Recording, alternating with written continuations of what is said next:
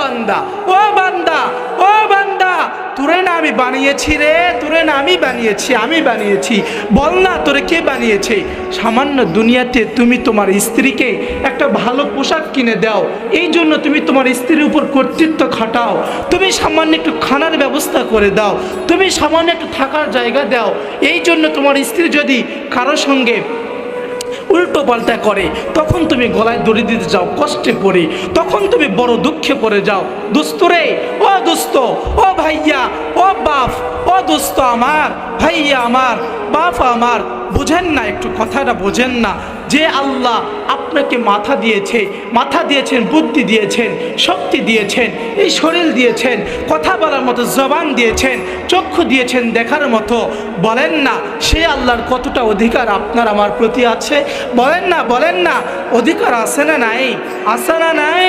আরে ভাই, সামান্য একটু পোশাক দিয়ে তার প্রতি অধিকার খাটাই, সামান্য একটু খানা দিয়ে তার প্রতি অধিকার খাটাই, সামান্য একটু থাকার জায়গা দিয়ে তার প্রতি অধিকার খাটাই।